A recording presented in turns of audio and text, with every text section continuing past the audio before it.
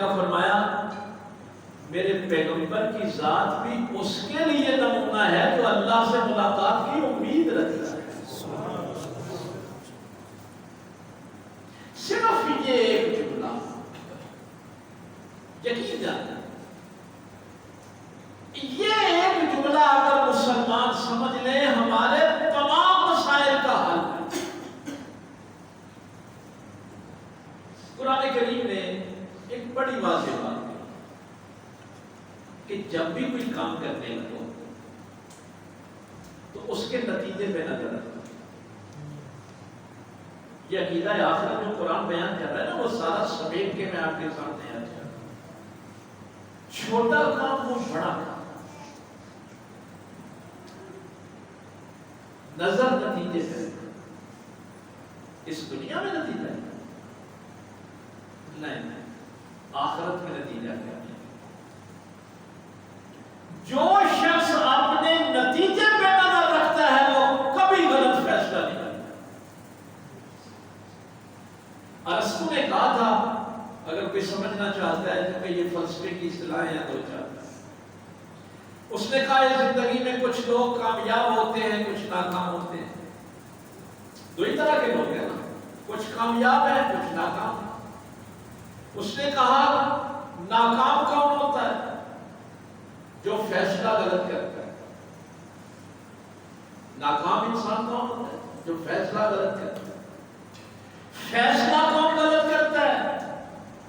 جو انالیسس غلط کرتا ہے، جس کا تجزیہ غلط ہوتا ہے۔ انالیسس کس کا غلط ہوتا ہے؟ جس کے پاس علم نہیں ہوتا۔ اگر آپ کے پاس کسی چیز کا علم نہیں ہے تو آپ اس کا تجزیہ غلط کریں گے، تجزیہ غلط کریں گے، فیصلہ غلط کریں گے، فیصلہ غلط ہو گیا تو ناکام ہو گیا۔ قرآن نے ان ساری باتوں کو ایک جملے میں سمیٹ دیا کہ بس تو فیصلہ کرتے وقت اپنی آخرت کو سامنے رکھنا، نتیجے کو سامنے رکھنا، تو کبھی غلط فیصلہ نہیں۔ نہیں کہا کہ تیرے پاس تو بڑی بڑی کتابیں ہوں گی، تو بڑے بڑے انالیسس کر سکے گا، نہیں۔ ایک آخرت کا یقین، ایک اللہ سے ملاقات کا یقین تجھے کبھی غلط فیصلہ نہیں کرتا۔ مجھے بتائیں، شاید اس دن بھی میں نے یہ بات کہی تھی کہ جب کوئی یزیدی لشکر کے سرداروں نے کہا تھا نا کہ ہو تو بڑا سیانا بندہ ہے، سپہ سالار ہے 1000 دستے کا، ادھر بھوک پیاس حسین، ادھر نعمتیں، عہدے، شہرت، عزت، اور اتنا عقل مند بندہ ہے، یہ فیصلہ کر رہا ہے، عہدہ شہرت چھوڑ رہا ہے، نعمتیں چھوڑ رہا ہے، ادھر بھوک پیاس ہے، ادھر جا رہا ہے۔ سمجھایا تھا نا، اور نے بھی بڑا کمال کا جواب دیا۔ اس نے کہا عقل مند ہوں تو یہ فیصلہ کر رہا ہوں، جنہیں تم نعمتیں سمجھتے ہو یہ جہنم کے انگارے ہیں، اور جس کا بھوک اور پیاس سمجھتے ہو وہ جنت کے پھول ہیں۔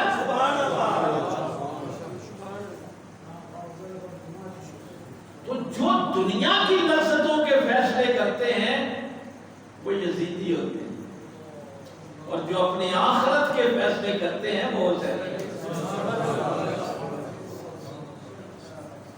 شاید آپ کی نظر سید صاحب تشریف فرمایا، میں اگلے دن ایک جگہ گیا، وہاں بات یہ چل نکلی، اس سے پہلے جو خطیب تھے وہ اس میں بات کر رہے تھے کہ دیکھیے یزید نے دنیا کے لیے سب کچھ کیا، اس کے بیٹے بابا نے بھی یہی کہا تھا کہ طاقت کے لیے، سخت کے لیے میرے باپ نے اتنا بڑا تھا۔ تو جدی صاحب میں نے علماء سے عرض کیا، میں نے کہا چلو اسی بات کو لے لیں، اب بھی یہ جو ریکارڈنگ ہو رہی ہے اس سال محرم کی، تقریباً 2 سے 4 کروڑ لوگوں نے سلام پیش کیا سرکار امام علی مقام۔ میں نے کہا اگر اس نے دنیا کے لیے یہ سب کچھ کیا تھا تو دنیا بھی تو اس کو نہیں ملی، دنیا بھی تو حسین کو ہی ملی۔ آج کوئی دمشق میں جاتا ہے یزید کی قبر پہ سلام کرنے کے؟ اور یار حسین کی آخرت کے اندر جلوے ہیں وہ تو رہنے دیں، 10-10 لاکھ لوگ ایک وقت میں سلام کے لیے حاضر ہوتے ہیں۔ دنیا یزید کو تو نہیں ملی، دنیا بھی حسین کو ہی ملی ہے۔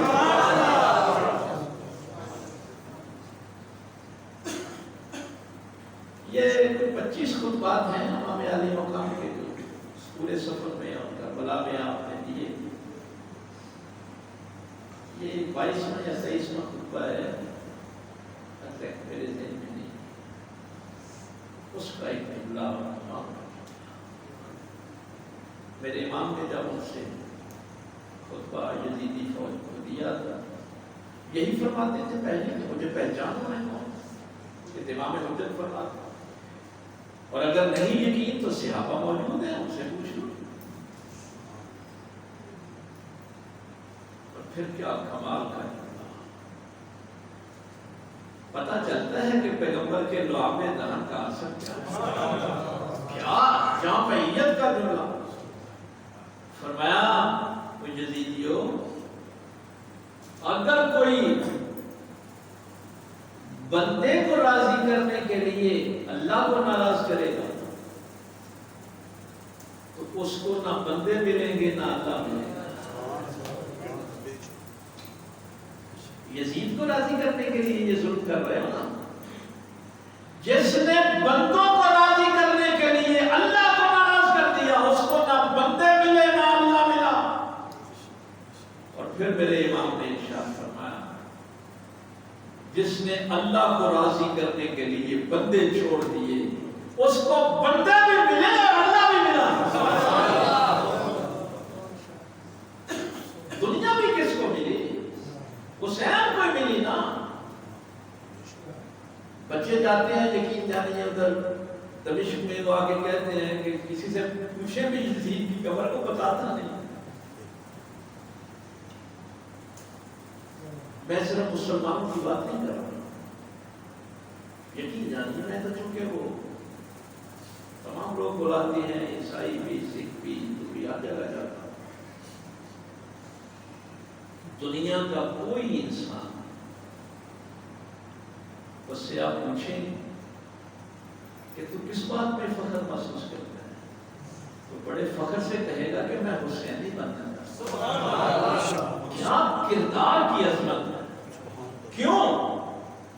لمن کان یرجو اللہ، جن کو امید ہے اللہ سے ملاقات کی، وہ چھوٹے فیصلے نہیں کرتے، وہ دنیا کی لذتوں کے فیصلے نہیں کرتے، وہ اپنی زندگیاں برباد نہیں کرتے۔ دیکھیے صراط مستقیم یہ اللہ کا دیا ہوا راستہ ہے، شریعت اللہ کی ہے، پیغمبر صرف لے کے آیا، اور اتنا بڑا نمونہ پاک پیغمبر صلی اللہ علیہ وسلم کی ذات، لیکن اس کے لیے بھی اللہ یہ کنڈیشن لگا دے، شرط لگا دے کہ کردار تو بہت بڑا ہے میرے پیغمبر کا، صادق اور امین کا، لیکن تمہیں فیض تب بھی ملے گا جب تمہارا ذہن اللہ سے ملاقات کے لیے راضی ہو جائے۔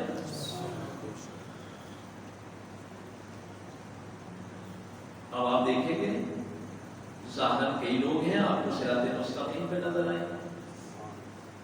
آئیں گے نا، نماز پڑھ رہے ہیں، روزے رکھ رہے ہیں، محفلیں کر رہے ہیں، لیکن اسوہ رسول پہ نہیں، حضور کے اسوہ پہ نہیں۔ نبی پاک صلی اللہ علیہ وسلم تو قرآن کریم نے جانتا ہے کہ وقت محدود ہوتا ہے، میں اشاروں میں پھر آگے نکل جاتا ہوں۔ قرآن کریم نے یہاں ایک بڑا خوبصورت اشارہ اس بریکے میں بھی، ایک تو یہ ہے کہ رہنا صراط مستقیم میں، ادھر ادھر کی پگڈنڈیوں میں نہیں جانا، لیکن صراط مستقیم پہ کھڑے ہو کے بھی نگاہ میرے پیغمبر پہ رہی ہے۔ لقد کان لکم فی رسول اللہ، اگر صراط مستقیم پہ کھڑے ہو کر بھی تم نے نگاہ میرے نبی پہ نہ رکھی پہ نہیں لے کے جائے گا. اور بڑھیا مثال دی قرآن نے. فرمایا راستہ ایک ہی تھا. موسیٰ علیہ السلام نے عصا پھینکا, اس راستے پہ بنی اسرائیل کامیاب ہو گئے, منزل پہ چلے